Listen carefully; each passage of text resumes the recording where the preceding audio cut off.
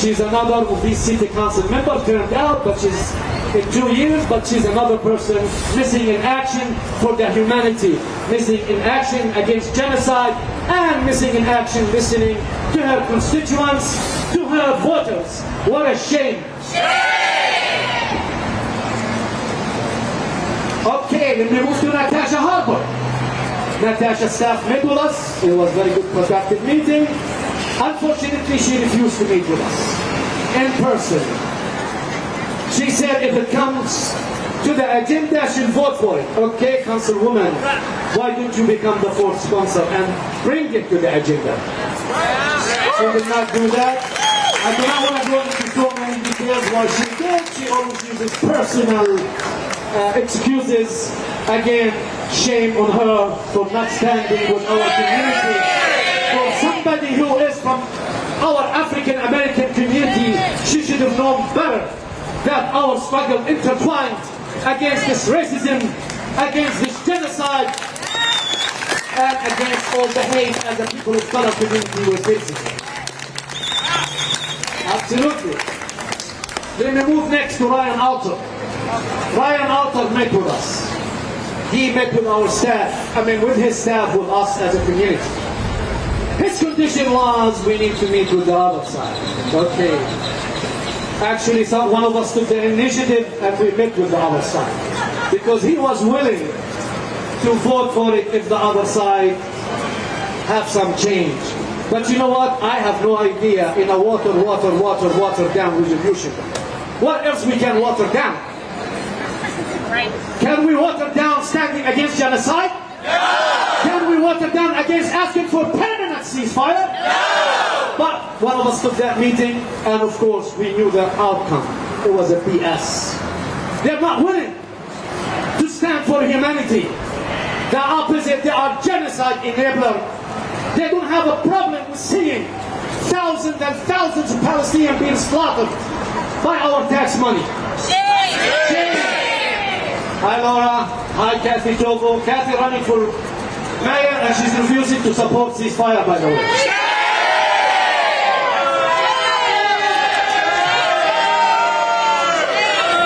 Okay, so we did what Ryan asked us. Of course we know in advance what the outcome would be. The outcome was we could not water down our resolution more than it's been already watered.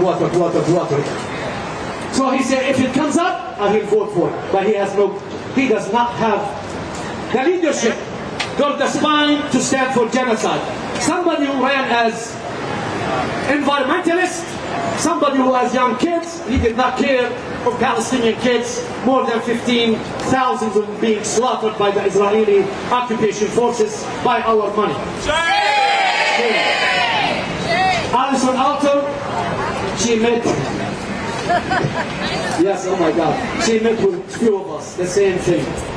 She is turned out, she's not going to be coming to the city council. Unfortunately, that was it. No communication, would not entertain, would not consider, would not do anything to support the basic and the bare asks from us. Stand up for humanity, stand up against genocide. And it really puzzles me for a woman who has kids, have no problem seeing Palestinian kids slaughtered by the Israeli occupation forces by our money. Shame. I take the last for the 3 city council members who are supposedly in support of the ceasefire resolution. We met with them. We met with Zuhair in person. We met with Vanessa staff. We met with Jose staff. They, since November, they said they will support a ceasefire. Ceasefire. No. They issued a statement in November. Since then, it's still been a status quo. Nothing had happened. Nothing have we heard from these 3 city council members pushing to bring this resolution to the agenda. I guess they liked the status quo. They were happy with the status quo. We asked them repeatedly to post on what they call city board in support of ceasefire. asking other city council members to join the call for a ceasefire. They have not done that. They did not respond to us. If you are really in support of a ceasefire resolution that call for a permanent ceasefire and end the genocide, you will do as an elected official or in your power behind the scene to make sure we have a fourth city council member to bring it to the agenda.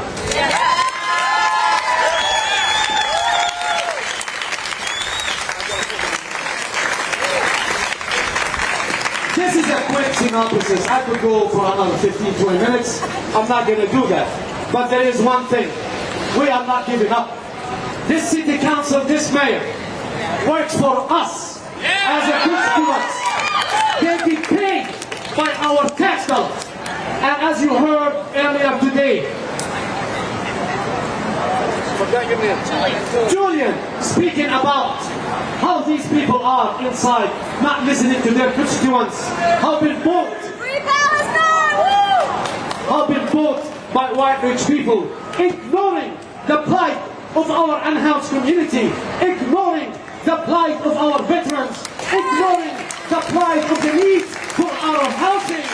It was heartbreaking today to hear some of our Austin residents speak about item 113 and 115 and pleading for financial aid. That was disheartening while we see billions of our tax money going to support Israeli genocide. If we cannot take care of our own people, that they are suffering in the streets of Austin, in Texas, in the United States, why do you expect us to support these clowns who are sitting in these dais, ignoring the plight of the Palestinian constituents and constituents of Austin, Texas? I appreciate you, Julian, what you said and for you stand for our unhoused community in Austin, Texas. They need to hear it from us because you know what? They don't listen to us. They have not listened to us for the last 7 8 months. They ignored us as a community. They dehumanized us as a community. But you know what? We will keep on going. They're not going to silence us. We will be back again and again and again and again until we change this mayor and city council. But we need to do that. Yes.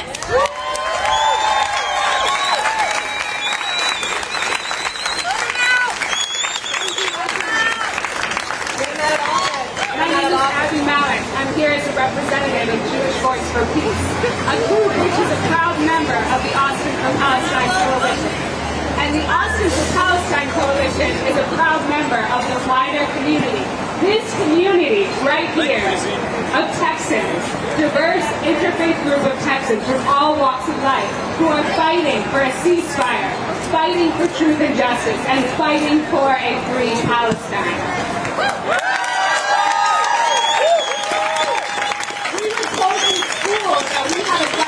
For the people and by the people. But it's obvious now that we have a government for war profiteers and by war profiteers. We, the people, we are the ones creating a more just and equitable world. We are the ones doing the work. In the past 8 months, this community has held massive protests, interfaith vigils, we've held teachings and educational events, movie screenings and study groups, and City Council has done nothing. We, the people, got over 100 artists to boycott South by Southwest. We have had massive letter writing campaigns and email campaigns. We have brought over 75 speakers to City Council. We have been packing City Council meetings for 8 months. They have been silent, but we have shown them our organizing power. We have shown them that we know how to bring people together and take action. Our government of war profiteers is trying to feed us this lie that this conflict is about Jewish safety, that they care at all about Jewish safety. But my Jewish community knows that the best way to keep us safe is to fight against all genocide, all hate crimes, and to build a truly equitable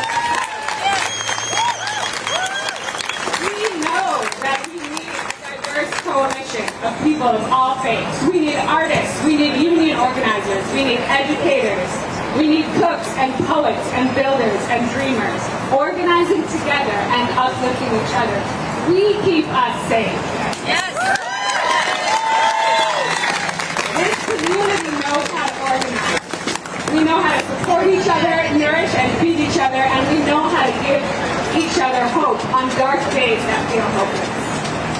When students on UT campus held peaceful protests and teachings and community dinners, including Shabbat dinners led by anti-Zionist Jewish students, the school and the city responded with military force. That's how much this community scares them.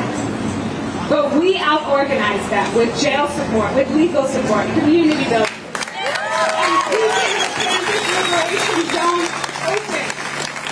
And this next election cycle, we will show City Council just how damn organized we are. Hell yes. Mayor Watson won the last election in a runoff by less than 900 votes. Can this community get 900 votes? Mayor? Watson has seen how organized we are, and he should be waking in his boots. The mayor and the city council are about to go on summer vacation, but this community will keep organizing.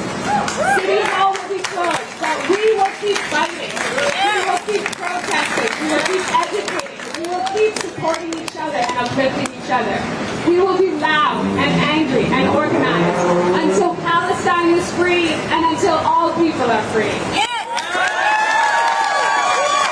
we have a society that is built on truth and justice and taking care of each other. Thank you. Free, free Palestine! Free, free Palestine! Free, free Palestine! Free, free Palestine! From the river to the sea! Palestine will be free! Alrighty. Before we do the people resolution, some of you might ask, why do we need a people resolution? We have another resolution. We need the people resolution because it is from the people. Yes. It covers what the people of Austin needs. The resolution we had before, we had two of them. Thank you for the Human Rights Commission for writing that resolution. But it does not fulfill our asks from this city. The other water down resolution was a political resolution.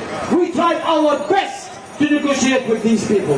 There are big differences between these two resolutions or three resolutions.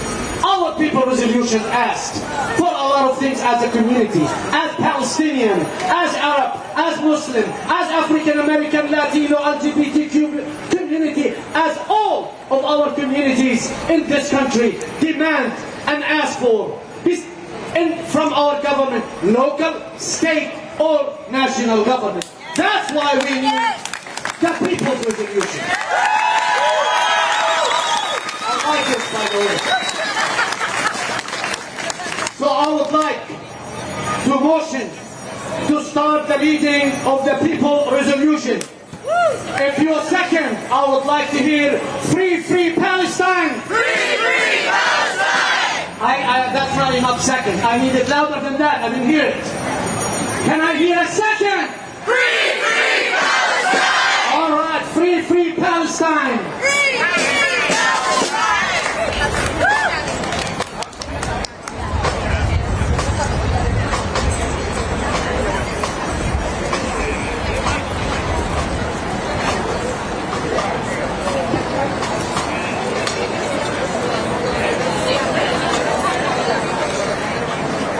Whereas the city of Austin stands in solidarity with Palestine, and especially the people of Gaza, who are facing a continued campaign of ethnic cleansing, glutton punishment, and genocide by the Zionist state of Israel.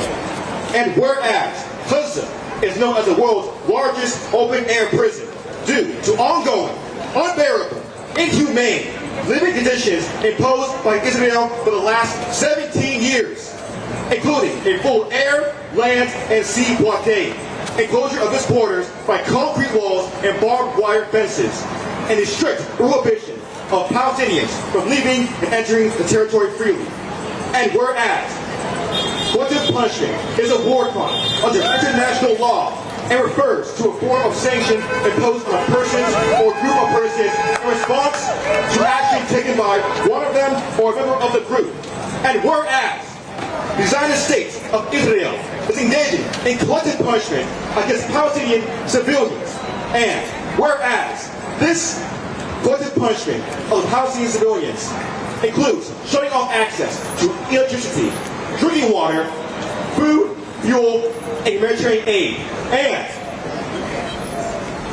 whereas the UN says approximately 2 million people in Gaza have entirely run out of drinking water and all medical care. And whereas the use of starvation of civilians as a method of warfare is prohibited under international law, humanitarian criminal law, as is depriving civilians of objects indispensable to their survival. And whereas the UN has declared that northern Gaza is now in a full-blown famine. And whereas ethnic cleansing refers to the creation of an ethnically homogeneous geographic area through the elimination of unwanted ethnic groups by deportation, forcible displacement, or genocide. And whereas Israel is now engaged in an ethnic cleansing campaign by explicitly requiring over 2 million Palestinians to leave Gaza immediately or risk being bombed in their homes and makeshift tents by the Israeli army. And whereas 1.7 million Palestinians, making up 75% of Gaza's population, are now internally displaced, and 1.3 million of those, including over 600,000 children, have sheltered in Rafah, the southernmost tip of Gaza. And whereas the repeated targeting of the Rafah area in southern Gaza, explicitly designated as a safe zone by the Israeli military, is a war crime and includes the Israeli strikes on the 26th of May 2024 in the Tal as-Sultan area, where 45 people, including 23 women, children, and elderly, were killed instantly or burned alive inside their tents in an attack, along with 249 wounded. And whereas Israeli settlements are violations of international law, and whereas the Israeli government has announced its intention to use the ethnically cleansed Gaza Strip as a land for the expansion of Israeli settlements, and whereas since the 7th of October 2023, the World Health Organization has recorded a total of 890 attacks on health facilities, with 447 in the West Bank and 443 occurring in Gaza, resulting in forced mass evacuations from hospitals and multiple fatalities and casualties among patients, their companions, and displaced people taking refuge. All but 3 hospitals have been destroyed, 2 of which are in imminent danger of shutting down. And whereas the targeting of hospitals is a war crime and a violation of international law. And whereas the Zionist state of Israel has deliberately targeted hospitals and carried out large-scale massacres at hospitals like the Shifa and Nasser hospitals, in which mass graves of patients were found with their hands zip-tied. And whereas the targeting of refugee camps is a war crime and a violation of international law. And whereas Israel repeatedly bombed Jabalia refugee camp, Burej refugee camp, and bombed and invaded Nusayrat refugee camp, killing thousands of civilians. And whereas the targeting of schools is a war crime and a violation of international law. And whereas Amnesty International and Human Rights Watch report that Israel has repeatedly dropped white phosphorus bombs on Gaza in violation of the Geneva Convention. And whereas Israel has repeatedly kidnapped, held murder, tortured, starved, and in many cases killed civilians in Gaza at their detention camps, including women and children. And whereas the Zionist state of Israel has murdered at least 36,050 Palestinians as of May 27, 2024, according to the Gaza Ministry of Health. 43,640, including those assumed dead under the rubble, with more being found every day. And whereas the majority of Palestinians killed by Israel have been between the ages of 5 and 9 years old. And in October 2023, more than 400 children were killed or injured every day. And whereas UNICEF, Save the Children, and Oxfam have determined the siege on Gaza to be among the deadliest armed conflicts for children in the 21st century. And whereas Israel refuses independent investigations of occurrences on October 7, 2023, subsequent war crimes, and refuses outside journalists, and has killed at least 107 journalists and media workers in Gaza. And whereas the state of Israel would not be able to maintain its settler colonial apartheid regime without the billions of dollars in military aid provided by the United States every year, thereby depriving Americans of taxpayer money for their own urgent needs. Now, therefore, be it resolved by the people of the city of Austin. Section 1. That the city of Austin demands an immediate and permanent ceasefire in Gaza and the immediate and complete entry of humanitarian assistance and aid, and further calls for the immediate end of Israel's 17-year-long siege on Gaza. Section 2. That the city of Austin recognizes that Israel's genocide against Palestinians, which started with the 1948 Nakba, never ended and continues to this day, and further unequivocally condemns the Zionist state of Israel's murder of Palestinians in Gaza and its war crimes in the entirety of Palestine in contravention of international and humanitarian laws, including apartheid, ethnic cleansing, man-made starvation, arbitrary arrest and detention, also known as administrative detention, including of minors, and the torture and extrajudicial executions, rape and sexual assault, and the ghettoization of civilian populations, deliberate bombing and military attacks of civilians, and the intentional destruction of infrastructure, including mosques, churches, homes, schools, and hospitals. Section 3, that the city of Austin condemns Zionism as a racist, imperialist, and settler colonial ideology. Section 4, that the city of Austin affirms that Zionism does not represent Judaism and rejects the false conflation of anti-Zionism with anti-Semitism. And to this end, rejects any initiative, program, law, or act that criminalizes pro-Palestine speech or criticism of Israel.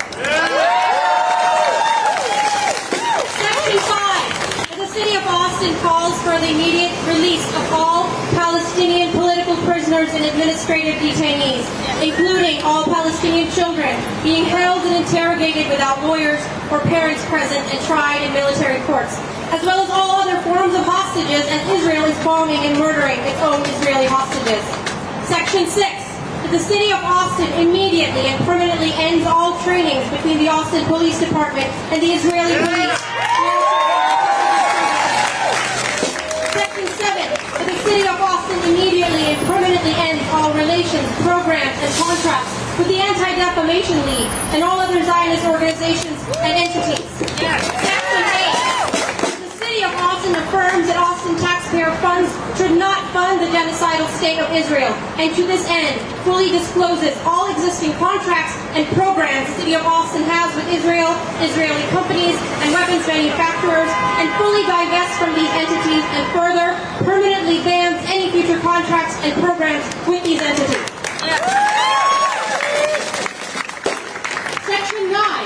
the city of Austin condemns and combats the anti-Palestinian, anti-Arab, and anti-Muslim racism that is being used to manufacture consent for this genocide in Palestine, and which has led to hate crimes against Palestinians and Muslims in the city of Austin, including the stabbing of Zakaria Doar in West Campus on the 4th of February, 2024, as well as a violent attack on students on the 5th of April, 2024. Section 10, that the city of Austin unequivocally condemns Governor Abbott's anti-Palestinian executive order and UT President Hartzell's brutal repression of students on UT Austin's campus in clear violation of the First Amendment, and further demands that UT Austin reinstate the Palestine Solidarity Committee and give full amnesty to all students unlawfully arrested for protesting on their own campus. Section 11, that the city of Austin called on the University of Texas, Texas A&M Investment Management Company, UTIMCO, to fully divest from the Zionist State of Israel all Israeli companies and all weapons manufacturers that provide arms and supplies to Israel. Yes. That the city of Austin, as the capital of Texas, where the state's power is held, condemned the Texas anti-BDS bill, and further demands that the state of Texas fully disclose and divest from all Israeli bonds and investments and terminates all contracts with Israel and companies that invest in Israel in contravention of international and humanitarian law. Yes. Section 13, that this resolution shall take effect immediately from and after its passage in accordance with the provisions of the Charter of the City of Austin, and it is accordingly so resolved. Yes. Free Palestine. Free Palestine. From the river to the sea. Palestine will be free. Thank you. Do you know now what's the difference between the People's Resolution and the other resolutions? Because it is the people will, it provides what we need as a community in Austin.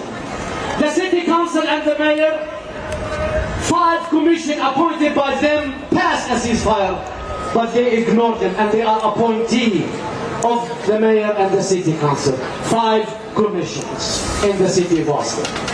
So here, I would say, by the power invested in me by the citizen of Austin, I motion to adopt the People Resolution in Austin, Texas, May 30th at 1:20 p.m. as is the resolution to represent us in this city. All in favor, say aye.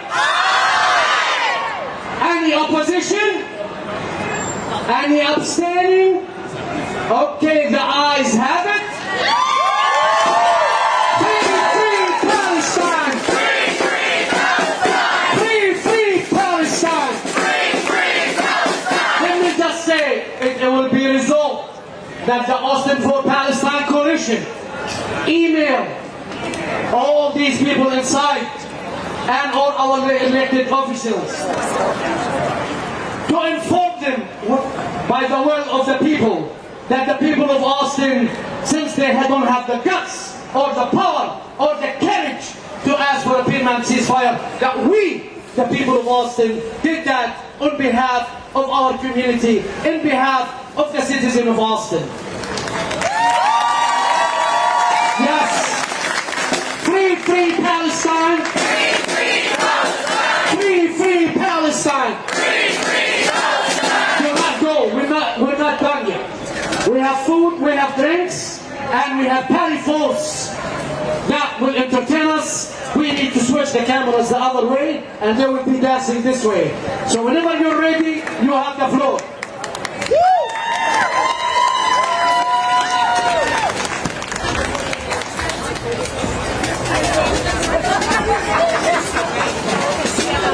Invested.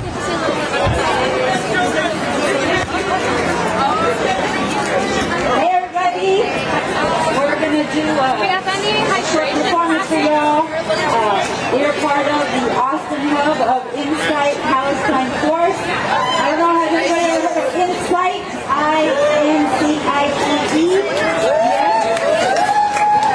It's a national organization of women, trans, and land violence of color that started in the year 2000 to work on the intersections of violence from state violence to interpersonal violence. That organization has reemerged this November as an invitation from the Palestinian Feminist Collective to work together. So we're working together across the U.S. So it's Insight Palestine Force. You can go to the website of Insight, I-N-C-I-T-E, and you can see the t-shirts and the posters and all the information of the work that we're doing. And one thing is this performance that is inspired by the Violador en tu Camino, a performance dance that started in Chile in 2019 and has spread all around the world. And now we've changed the lyrics to be about what's happening in Palestine, and we are doing it all around from Denver to Dallas, from New York to Austin, and everywhere else.